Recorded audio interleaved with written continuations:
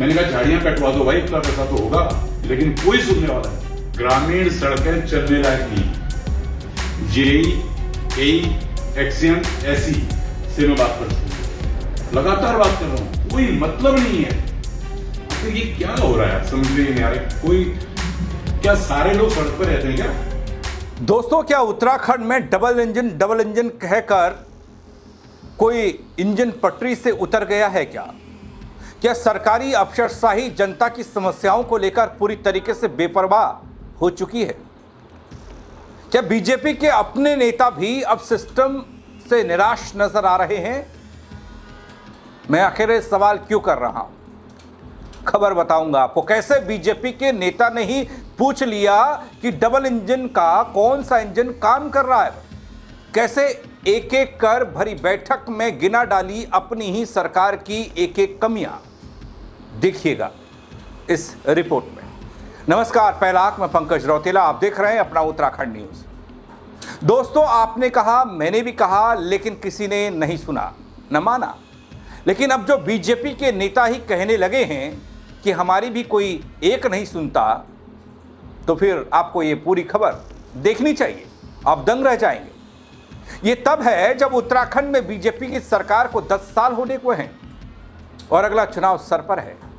लेकिन दोस्तों, सवाल क्या है वो देखिए, फिर जवाब की बात होगी। प्रधानमंत्री सड़क योजना का एचओडी बड़ा देश सड़क है, उसका 2 साल पहले टेंडर हो गया है। मामला न्यायालय में चले गया, हाईकोर्ट में। दोनों ठेकेदार लोकल के हैं और वो आरटी के अधीन काम कर रहे हैं। आगे उनको टेंडर आप जारी कर लो बराबर, लेकिन उन्होंने इश्यू बना रखा है कि साहब ये हम कोर्ट से इसको बाहर नहीं लेंगे, और जनता 50,000 की जनता 2 फुट 2.5 फुट के गड्ढे में चलने को बेवश है। और आपको कोई मतलब नहीं है। आपको लगता है कि पिथौरागढ़ के आगे न कोई गांव है, न कोई आबादी है, न कोई लोग रहते हैं, वहां जानवर रहते हैं। दूसरा विषय ये। तीसरा, इसी से रिलेटेड पिथौरागढ़ सर्किट हाउस का विषय है। हम लोगों ने उसका टेंडर कर दिया, टेंडर हो गया। वो उसमें भी लोकल के 2 ठेकेदार हैं, उनके झगड़े के चक्कर में हमारा सर्किट हाउस नहीं बन पाया। आखिर ये क्या हो रहा है समझ में नहीं आ रहा। कोई भाई, आप लोग इतने वेल क्वालिफाइड लोग हैं, पढ़े लिखे लोग हैं, आपको अपने कर्तव्यों का कोई बोध नहीं है।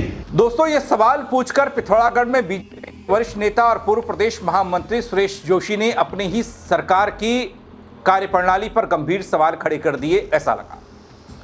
डीएम के जनता दरबार में पहुंचे सुरेश जोशी ने बदहाल सड़कों का जिक्र किया, झाड़ियों से घिरे मार्ग बता डाले, अधूरे विकास कार्यों को गिना डाला, नगर निगम की अव्यवस्था पर खूब शोर किया और अफसरों की कार्यशैली पर तो खुलकर नाराजगी जाहिर की। इतना ही नहीं, उन्होंने सवाल उठाया कि आखिर डबल इंजन और ट्रिपल इंजन सरकार का कौन सा इंजन काम कर रहा है और कौन सा सिर्फ धुआं छोड़ रहा है।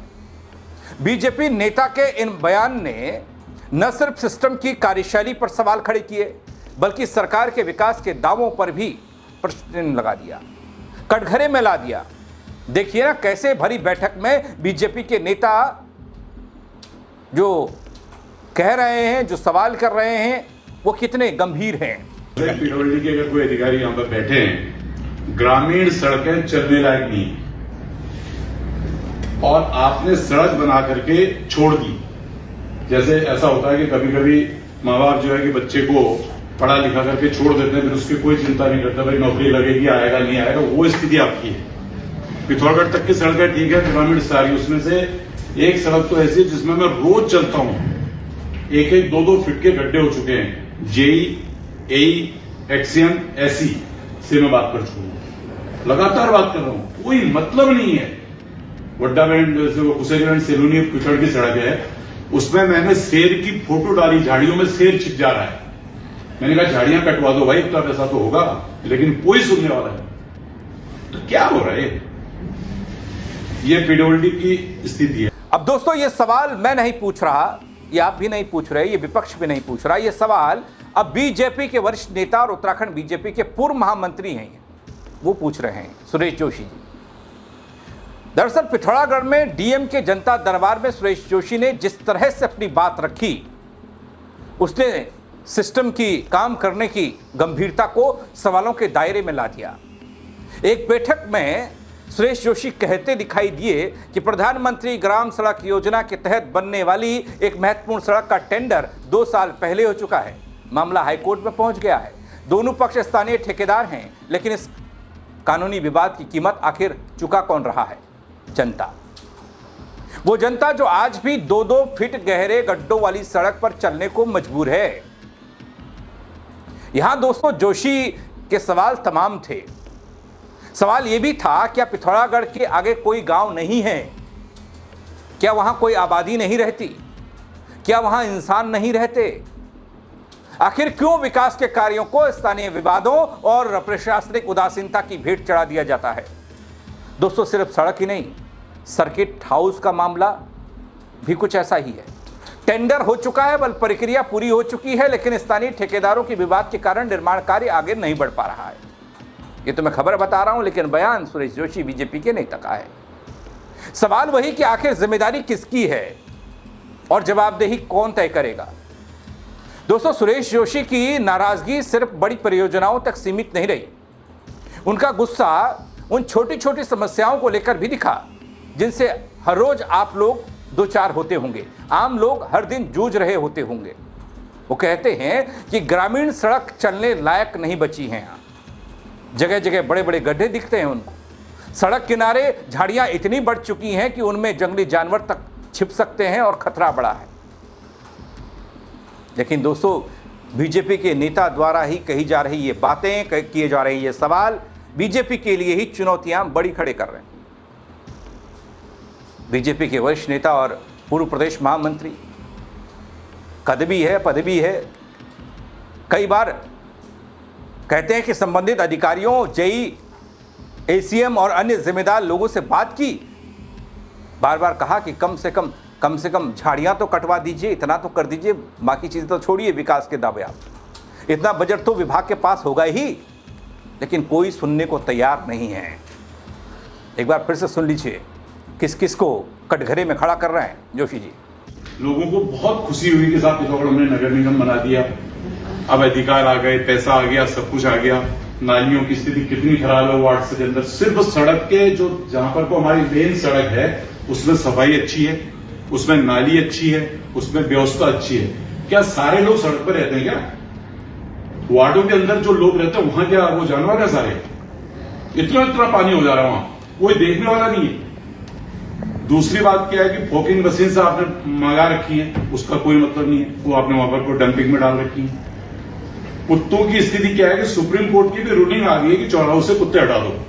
अब ऐसा कोई वो भी नहीं है, लेकिन कुत्ते बढ़ रहे हैं और आपने ठेका बहुत बड़ी उसमें दे रखा है। इन्होंने बहुत बड़ी मात्रा में धन खर्च करके ठेका दे रखा है। ठेकेदार पता नहीं कहां गया है, पैसा पूरा बिल बन रहा है हर महीने का, लेकिन कुत्ते नहीं हटाए जा रहे, कुत्ते काट रहे हैं लोगों को। तो इस तरह की व्यवस्थाएं जो बनी हुई हैं, ये नगर निगम की व्यवस्थाएं हैं। मैं जिलाधिकारी महोदय आपसे सिर्फ ये निवेदन कर रहा हूं कि इस अव्यवस्था से कम जनता को निजात मिलनी चाहिए, इतना मेरा निवेदन है। दोस्तों बीजेपी नेता का ये बयान, ये सवाल या आरोप कि पीडब्ल्यूडी की हालत ऐसी हो गई है जैसे किसी बच्चे को पढ़ा लिखा कर उसके हाल पर छोड़ दिया जाए, सड़क बनाकर छोड़ दी जाए, लेकिन उसके रखरखाव की किसी को चिंता ही नहीं, न कोई सुनने वाला न कोई देखने वाला। दोस्तों मामला सिर्फ सड़क तक रहता तो मैं भी कहता कि चलिए कुछ है, लेकिन पिथौरागढ़ नगर निगम की कार्यशैली को भी सुरेश जोशी ने मिनटों में जमीन पर उतार दिया, सवालों की झड़ी लगा दी। नगर निगम बनने पर लोगों को उम्मीद जताई गई कि अब सुविधाएं बढ़ेंगी, व्यवस्थाएं सुधरेंगी, लेकिन हालात उसके ठीक उलट बता रहे हैं जोशी जी। उल्टा हो गया बल सब कुछ। मुख्य सड़कों पर जो सफाई और व्यवस्था दिखनी चाहिए थी वो नहीं दिखती। वार्डों के भीतर नालियां बजबजा रही हैं, बदहाल हैं, जलभराव की समस्या को विकट बता रहे हैं। लोगों को परेशानियों का सामना हर रोज करना पड़ रहा है। अब दोस्तों ये सवाल, क्या सारे लोग सिर्फ मुख्य सड़क पर ही रहते हैं, चलते हैं, या वही कनेक्शन है? ये जोशी जी कह रहे हैं वार्ड के भीतर रहने वाले लोग क्या लोग नहीं हैं, नागरिक नहीं हैं?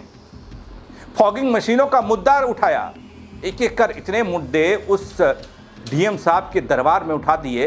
प्रशासनिक अधिकारी भी हक्का बक्का थे कि कोई बीजेपी का नेता ही सवाल कर रहा है और जवाब कैसे दिया जाए।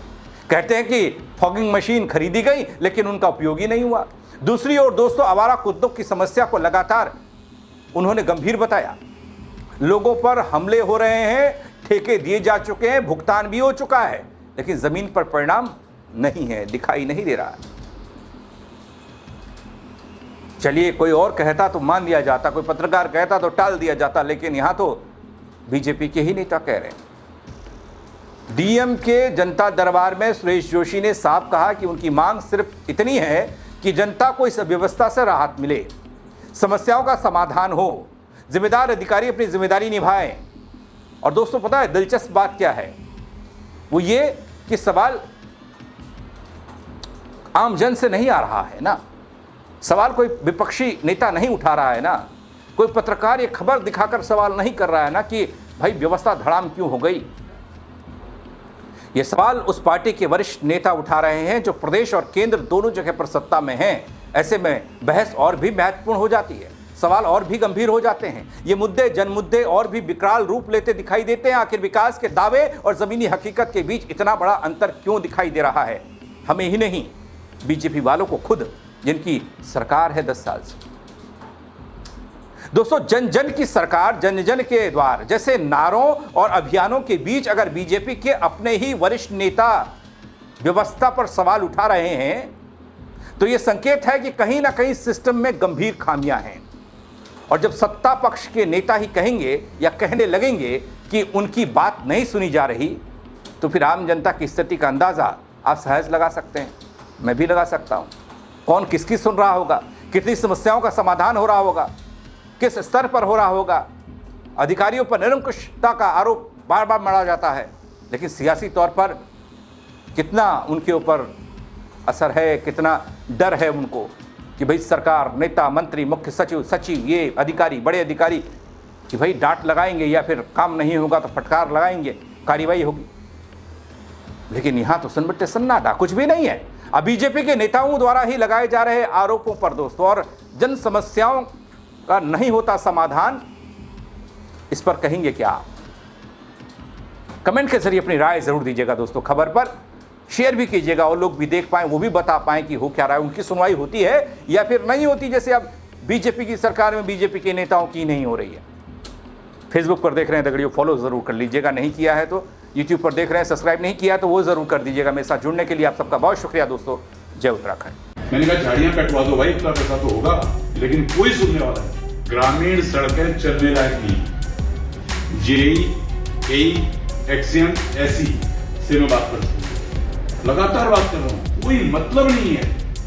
तो ये क्या हो रहा है समझ में नहीं आ रहा। कोई क्या सारे लोग सड़क पर रहते हैं क्या?